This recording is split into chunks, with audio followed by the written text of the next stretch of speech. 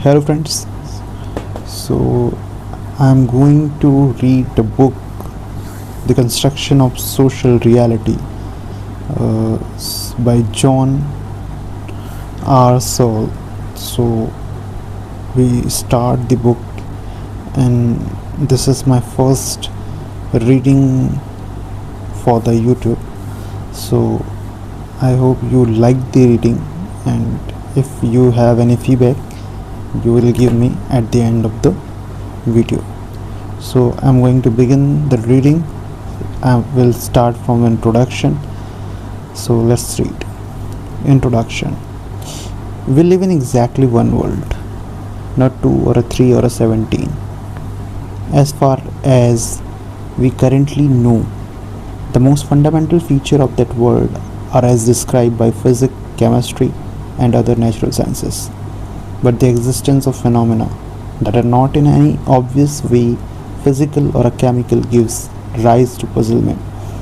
How, for example, can there be a state of consciousness or a meaningful speech act as a parts of a physical world? Many of the philosophical problems that most interest me have to do with how the various parts of the world relate to each other. How does it all hang together? And much of my work in philosophy has been addressed to these questions. The theory of speech act is in a part an attempt to answer the question.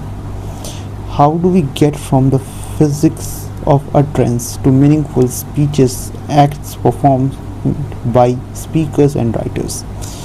The theory of the mind I have attempted to develop in a large part an attempt to answer the question: how does a mental reality, a world of consciousness, intentionality, and other mental phenomena fits into a world consisting entirely of physical particle in a field of force?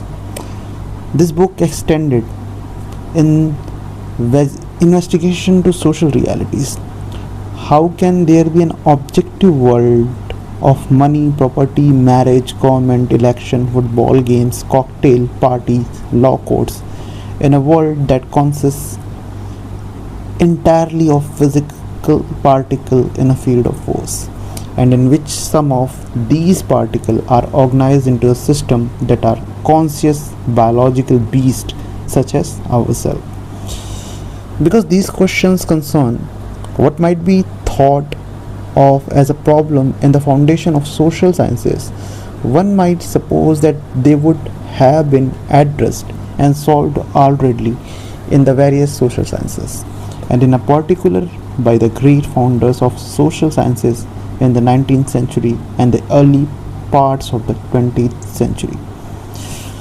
I am certainly no expert on this literature, but as far as I can tell, this question I am addressing in this book have not been satisfactorily answered in the social sciences. We are much in a debt to the great philosophers, sociologists of 19th century and early 20th century.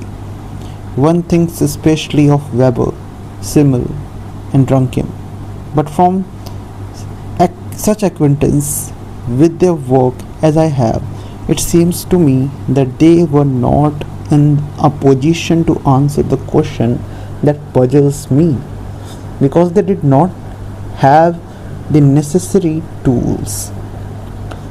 That is, through no fault of their own, they lack an adequate theory of speech act, of performatives, of intentionality, of collective intentionality, of rule governed behavior, etc. This book is an attempt to answer a set of traditional questions using the resources that I and others have developed while working on the related questions. A word about the organization of the book. The main argument is in a full half. In a first half, chapter 1 through 5. In these, chapter 1 attempt to develop a general theory of ontology of social facts and social institutions. The main question is, how do we construct an objective social reality? I apologize